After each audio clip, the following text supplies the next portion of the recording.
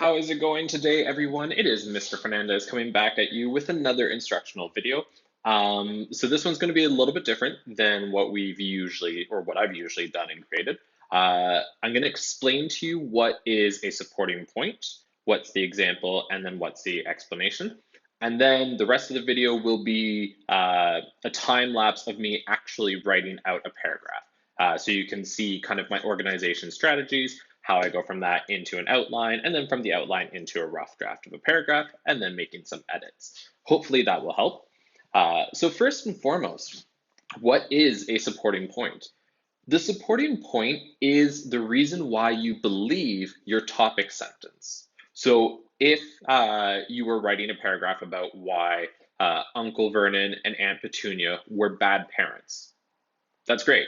That's your premise. Now you need your three reasons into your thesis. So let's say we say how they treated Harry.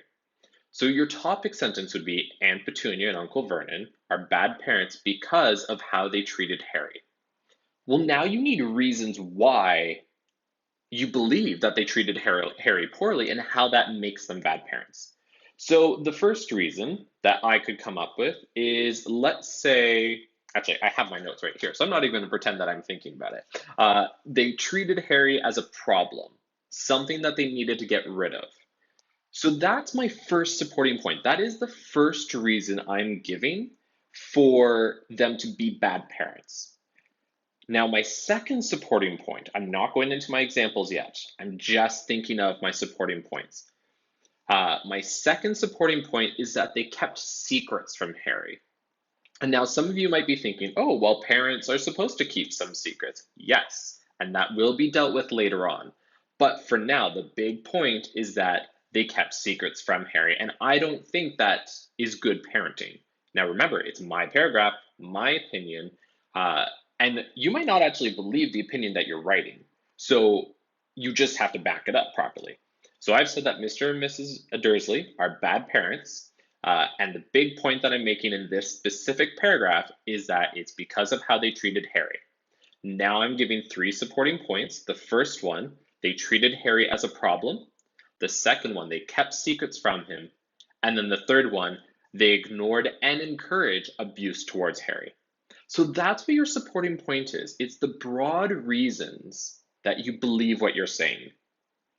Now, your next step is to come up with examples from the book for each supporting point. So let's go back to how they treated Harry as a problem, something they should get rid of. A really easy one is to go to when they're going to the zoo. They spent about 2-3 pages talking about where they could dump Harry, how other people weren't available, how Aunt Marge hates the boy. So that's a really good example that I want to use. So my supporting point is, and I'll try and put it up this side, maybe this side, I haven't decided, somewhere here, that they treated Harry as a problem, something to get rid of. An example of this from the text is when they were going to the zoo, they were arguing about where they should dump Harry, on who they could pawn Harry off. That's my example.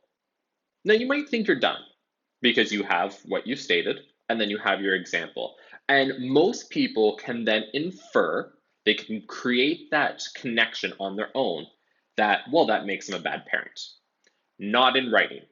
In writing, you have to handhold, even though we're not supposed to be hand-holding right now because we're social distancing, but you need to hand-hold, figuratively, the reader through your arguments. You need to tell the reader, this guy right here, exactly why this proves your overall point.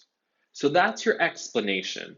Your explanation is where you expand on the example, and then you tell the reader exactly how it proves your point.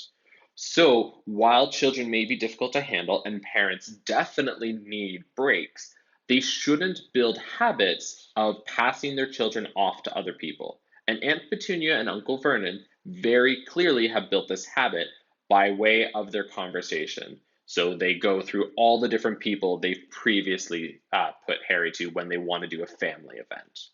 So that's what your supporting point is, your example, and your explanation. So supporting point, the reason why you believe what you're saying.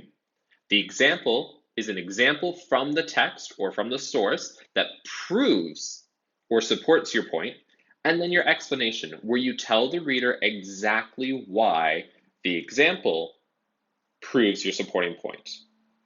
Okay? And so hopefully the rest of the video helps, where I go through how I write a paragraph. I don't do any narration, it's just going to be set to some music, but you can watch my process and you can hopefully see the very explicit parts of a paragraph. Hopefully it helps. Have a great one, everyone. Bye.